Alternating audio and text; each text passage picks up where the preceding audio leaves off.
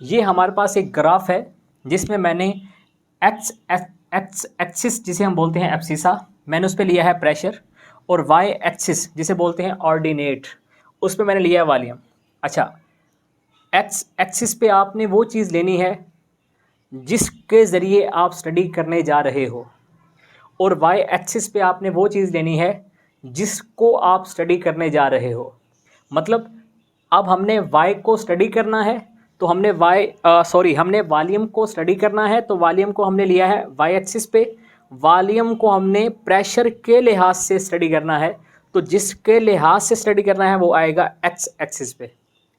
तो अब देखते हैं अभी यहाँ पे ये जो ग्राफ है बेटा, ये मैं ड्रा कर रहा हूँ 0 डिग्री सेल्सियस पे। टेम्परेचर जो है वो कांस्टेंट है, अब मैं टेम्परेचर चेंज करने वाला नहीं हूँ। इसमें जो गैस वाली क्वांटिटी है वो भी कांस्टेंट है।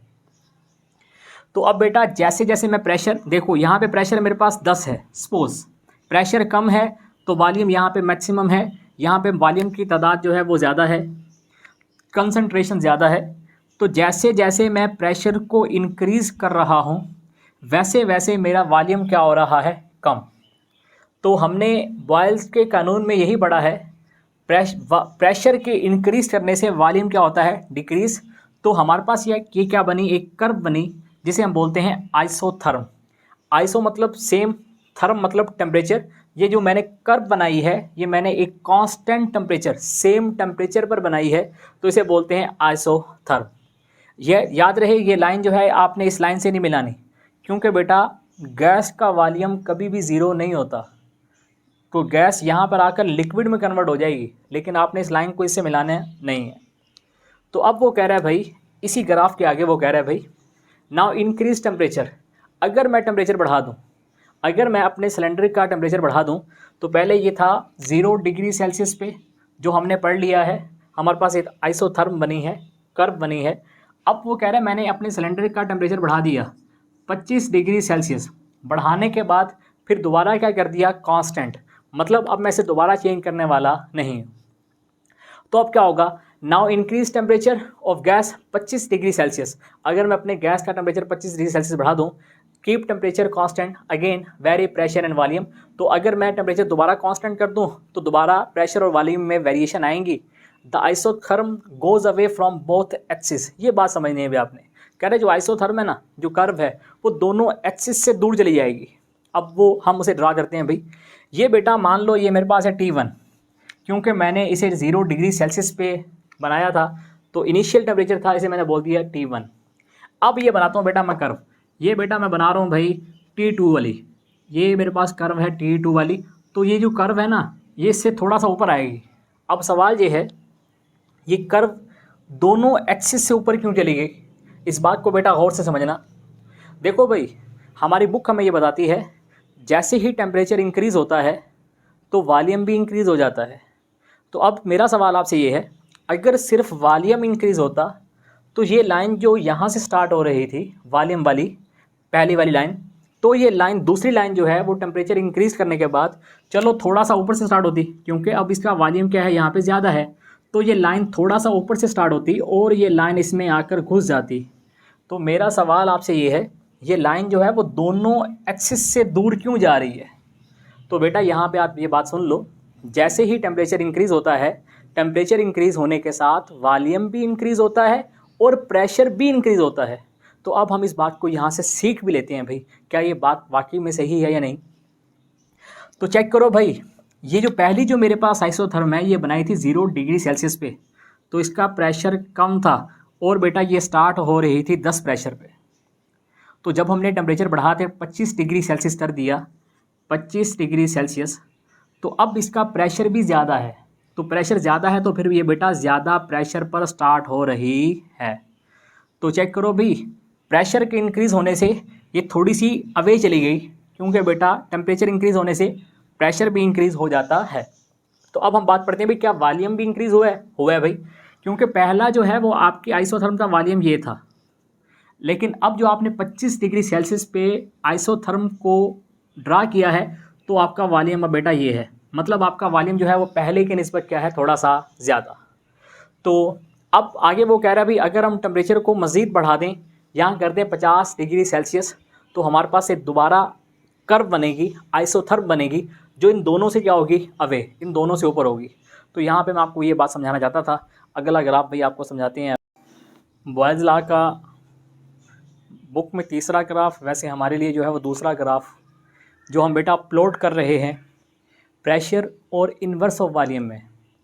अच्छा, अब यहाँ पे आपको मैं कुछ बातें पहले समझा दूँ। ये भाई प्रेशर और इन्वर्स ऑफ वॉल्यूम, इन दोनों का आपस में डायरेक्ट रिलेशन है, प्रेशर और इन्वर्स ऑफ वॉल्यूम का। लेकिन इन्वर्स ऑफ वॉल्यूम जो है वो उलट है, रेसिप्रोकल है वॉल्यूम का। 1/v जो है, अब ये बात आपको समझ तो आ रही है भाई, प्रेशर और वॉल्यूम का आपस में क्या रिलेशन है, इन्वर्स। लेकिन जो 1/v है ये v का उलट है, तो इन दोनों का आपस में क्या रिलेशन है, अब डायरेक्ट रिलेशन है।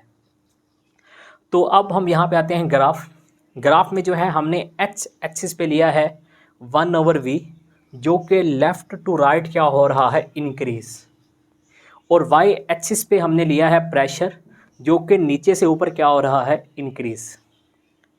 तो अब वो कह रहा है भाई, क्योंकि हमने ये बात पढ़ ली है प्रेशर और इन्वर्स ऑफ वॉल्यूम दोनों का आपस में डायरेक्ट रिलेशन है, तो हमारे पास एक स्ट्रेट लाइन आएगी, स्ट्रेट लाइन, जो ये लाइन स्ट्रेट लाइन जो है ये बता रही है जितना यहाँ से 1/v इंक्रीज़ हुआ उतना ही वहाँ से प्रेशर इंक्रीज़ हुआ, दोनों का आपस में डायरेक्ट रिलेशन है। तो इसे पढ़ते हैं भी, यहाँ पर क्या कह रहा है, straight line obtained it show that pressure and inverse of volume directly proportional. हमारे पास स्ट्रेट लाइन आ रही है जो हमें ये बता रही है प्रेशर और इन्वर्स ऑफ वॉल्यूम का आपस में डायरेक्ट रिलेशन है। Straight line meet origin, pressure is close to zero, volume high and inverse of volume close to zero. ये बात बेटा आपने समझनी है। कह रहा स्ट्रेट लाइन जो है ना वो कहाँ से स्टार्ट हो रही है, वो स्टार्ट हो रही है ओरिजिन से।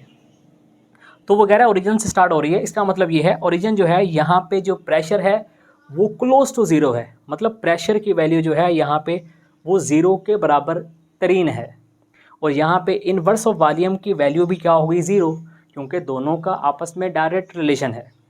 तो इस बात को मैं थोड़ा सा आपको और समझा दूँ। देखो भाई, मैंने यहाँ पे लिखा 1/v इन्वर्स ऑफ वॉल्यूम जो है वो लेफ़्ट टू राइट क्या हो रहा है, इंक्रीज़। तो लेफ़्ट टू राइट वो इंक्रीज़ हो रहा है, तो इंक्रीज़ हो रहा है, तो ये उलट है v का, ये उस तरफ इंक्रीज़ हो रहा है और v जो है वो इस तरफ इंक्रीज़ हो रहा है, क्योंकि दोनों आपस में उलट हैं। तो अब आप देखो भी यहाँ पे जो है v 1/v की वैल्यू क्लोज टू ज़ीरो है, तो यहाँ पर वॉल्यूम की वैल्यू क्या होगी, मैक्सिमम, क्योंकि दोनों उलट है ना भाई आपस में। अगर ये यहाँ पे 1/v ज़ीरो है तो यहाँ पे v क्या है बेटा, मैक्सिमम। अगर यहाँ पे 1/v मैक्सिमम है तो यहाँ पे v क्या है, ज़ीरो। तो आपको यहाँ पे ये कह रहा है भाई जो प्रेशर है वो भी क्लोज टू ज़ीरो, जबकि वॉल्यूम हाई, यहाँ पे वॉल्यूम जो है वो ज़्यादा से ज़्यादा है, और जो इन्वर्स ऑफ वॉल्यूम है वो भी क्या है, वो भी क्लोज टू ज़ीरो है। तो अब वो कह रहा है भाई टेम्परेचर इंक्रीज़। अगर हम इसी ग्राफ में टेम्परेचर मतलब प्रेशर और इन्वर्स ऑफ वॉल्यूम में टेम्परेचर को चेंज करें, फिर दोबारा क्या करें, कांस्टेंट करें, तो हमारे पास एक स्ट्रेट लाइन और आएगी, उसे समझते हैं। Temperature increase T1 to T2, another straight line close to pressure axis. कह रहे हमारे पास एक और लाइन आएगी जो प्रेशर एक्सिस के करीब होगी। अब ये बात आपने यहाँ से गौर से समझनी है भाई। अब जब बेटा ये मेरे पास T1 है, जब मैंने T2 किया, टेम्परेचर बढ़ाया, तो मेरे पास एक और स्ट्रेट लाइन आ रही है जो मेरे पास इससे पीछे है, मतलब पहली वाली लाइन से वो थोड़ा सा पीछे है। अब वो थोड़ा सा पीछे क्यों है, वो मुझे क्या समझाना चाहती है भाई। देखो, आपने ये बात पहले पढ़ ली है भाई, टेम्परेचर के इंक्रीज़ होने से वॉल्यूम भी क्या होता है, इंक्रीज़, और प्रेशर भी क्या होता है, इंक्रीज़। तो अब इसे समझते हैं भाई। देखो भाई, पहले मैं इस लाइन को समझाऊंगा मैं आपको वॉल्यूम के लिहाज से, फिर मैं आपको समझाऊंगा इन्वर्स ऑफ वॉल्यूम के लिहाज से। अब इस लाइन का प्रेशर एक्सिस के करीब जाना क्या वजह है भाई, उसे समझते हैं। देखो भाई, अगर मैं इस लाइन को मिला दूं v से, तो बेटा हमारे पास जो v है वो ये है, सही है। अब ये लाइन पीछे क्यों गई, ये लाइन इससे नीचे होती, तो बेटा जो पहली लाइन है बेटा उसे मैं मिलाता हूँ v से। तो चेक करो भाई, v तो हमारे पास राइट टू लेफ़्ट क्या हो रहा है, इंक्रीज़। तो जो पहले जो वॉल्यूम था वो कम था, मान लो वो 15 था, लेकिन अब जो वॉल्यूम है टेम्परेचर इंक्रीज़ करने से वो क्या है बेटा 30। तो यहाँ से ये बात साबित हुई टेम्परेचर को इंक्रीज़ करने से वॉल्यूम भी क्या होता है इंक्रीज़। इसीलिए जो दूसरी लाइन है वो पीछे आ रही है, पीछे की तरफ प्रेशर एक्सिस के करीब। अच्छा सर, हम तो डिस्कस कर रहे थे 1/v को, तो आपको 1/v के लिहाज से भी समझा देते हैं। भैया देखो बेटा, टेम्परेचर इंक्रीज़ किया तो टेम्परेचर इंक्रीज़ से वॉल्यूम भी क्या हो जाता है इंक्रीज़, हमने ये बात यहाँ पे सीख ली। लेकिन 1/v क्या हो जाएगा, वो तो उलट है ना भाई, वो डिक्रीज़ हो जाएगा। तो अब इसे समझते हैं। देखो आपने जो पहले T1 पे लाइन स्ट्रेट लाइन बनाई, उससे मैं अगर देखूँ बेटा 1/v के लिहाज से, तो वो लाइन आपकी बेटा ये यहाँ पर मौजूद है। मतलब उस टाइम उसका जो वॉल्यूम है वो बेटा हमारे पास यहाँ पे मान लो भी 80 है। जबकि बेटा जब आपने टेम्परेचर को इंक्रीज़ किया तो फिर आपकी लाइन थोड़ी सी ऊपर चलेगी और वो थोड़ी सी पीछे आई। अब बेटा आपका जो इन्वर्स ऑफ वॉल्यूम है वो क्या है बेटा यहाँ पे 60 है। तो आपने ये बात पढ़ तो ली भाई, टेम्परेचर इंक्रीज़ करोगे तो वॉल्यूम इंक्रीज़ होगा, लेकिन 1/v क्या है उलट है, तो वो क्या हो जाएगा डिक्रीज़। तो पहले जो था वो तुम्हारा वॉल्यूम 80 आ रहा था तुम्हारी पहली स्ट्रेट लाइन का, जबकि दूसरी स्ट्रेट लाइन का तुम्हारा वॉल्यूम अब क्या आ रहा है 60, क्योंकि टेम्परेचर इंक्रीज़ किया है। तो इस लाइन को आप दोनों लिहाज से समझ लो तो अच्छी बात है, वॉल्यूम के लिहाज से भी और इन्वर्स ऑफ वॉल्यूम के लिहाज से भी। तो भाई हमने ये बात पढ़ी थी, प्रेशर भी तो सर इंक्रीज़ होता है ना, तो प्रेशर इंक्रीज़ हुआ है, देखते हैं कैसे हुआ है भाई। देखो पहले आपकी कर्व का प्रेशर बेटा ये था, वो बेटा मेरे पास चलो आ रहा है अभी 50, लेकिन बेटा अब जो आपकी कर्व आई है बेटा उसका प्रेशर अब ये है, तो बेटा उसका प्रेशर भी क्या है मेरे पास यहाँ पे ज़्यादा है। तो हमने इन दोनों लिहाज से बच्चों को समझाना है ये बात, भाई वॉल्यूम का भी क्या रिलेशन है और इन्वर्स ऑफ वॉल्यूम का भी क्या रिलेशन है। अब हमारे पास आता है अभी लास्ट ग्राफ, ग्राफ नंबर 4 है हमारे पास बॉयज़ लॉ का। इसमें बेटा हमने प्रेशर जो है वो लिया है एक्स एक्सिस पर, और प्रेशर जो है वो लेफ़्ट टू राइट क्या हो रहा है इंक्रीज़, और पीवी का प्रोडक्ट जो है कांस्टेंट है वो हमने लिया है वाई एक्सिस पर। तो हमारे पास जो है बेटा एक स्ट्रेट लाइन आएगी, क्योंकि बेटा आपने ये बात पढ़ी थी पीछे एक्सपेरिमेंटल वेरिफिकेशन में, पीवी जो है वो रिमेन कांस्टेंट रहेगा, वो चेंज होने वाला नहीं है। प्रेशर को जैसे ही आप बढ़ाओगे वॉल्यूम खुद को इस लिहाज से चेंज करेगा, उन दोनों में जो आंसर आएगा वो क्या रहेगा कांस्टेंट। तो बेटा जब आप अपने प्रेशर को इंक्रीज़ करोगे, आपका प्रेशर जब इंक्रीज़ होगा तो आपका वॉल्यूम जो है वो उतने गुना क्या हो जाएगा डिक्रीज़, और आपके पास जो है वो एक स्ट्रेट लाइन आएगी जो प्रेशर एक्सिस के पैरेलल है, और ये आपको बता रही है मतलब आपका जितने आपने प्रेशर चेंज किया इस तरह से आपका वॉल्यूम चेंज हुआ, लेकिन आपका पीवी जो है वो कांस्टेंट है, वो चेंज नहीं हो रहा अगर टेम्परेचर कांस्टेंट है तो अब यहाँ पढ़ते हैं भाई, कह रहा है a straight parallel line is to pressure axis, the हमारे पास एक स्ट्रेट लाइन बनती है जो पैरेलल है प्रेशर एक्सिस के। द स्ट्रेट लाइन इंडिकेट के कांस्टेंट क्वांटिटी, ये स्ट्रेट लाइन हमें क्या बता रही है अभी, जो के है वो क्या है कांस्टेंट, वो तब्दील होने वाला नहीं है, वो तब्दील नहीं हो रहा एट हायर कांस्टेंट टेम्परेचर।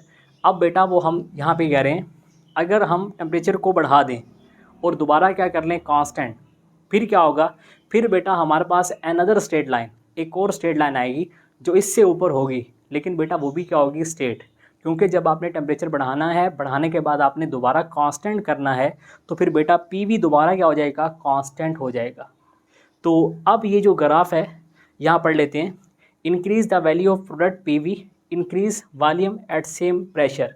कह रहा है अभी टेम्परेचर इंक्रीज़ करने से पीवी की वैल्यू बढ़ जाएगी, मतलब पहले वी वाली लाइन जो है वो यहाँ पे आ रही थी, अब वो लाइन थोड़ा सा ऊपर आएगी। तो फिर वो कह रहा है भाई हमारे पास at same pressure PV remain constant at same temperature, फिर पीवी दोबारा क्या हो जाएगा कांस्टेंट हो जाएगा सेम टेम्परेचर पर, और हमारे पास दोबारा स्ट्रेट लाइन आएगी। ये जो बॉयज़ लॉ जो है ये ओनली एप्लीकेबल आइडियल गैस। अब इसका मतलब क्या है, जब तक बेटा आप अपने प्रेशर को चेंज कर रहे हो और आपका वॉल्यूम खुद से इस तरह चेंज हो रहा है, पीवी क्या आ रहा है कांस्टेंट, मतलब आपकी लाइन स्ट्रेट आ रही है, तो वो गैस जो है वो आइडियल है। जब बेटा आप प्रेशर चेंज करो और आपका वॉल्यूम उस लिहाज से चेंज ना हो, तो फिर बेटा ये जो लाइन है ये इस लाइन के या तो अबव यहाँ पे क्या आएगी बेटा बिलो आएगी। तो ये जो लाइन है ये इंडिकेट करती है non ideal behaviour of gas को। अगर तो लाइन स्ट्रेट है तो आइडियल बिहेवियर, अगर लाइन जो है वो स्ट्रेट लाइन के ऊपर नीचे आ रही है तो बेटा वो है नॉन आइडियल बिहेवियर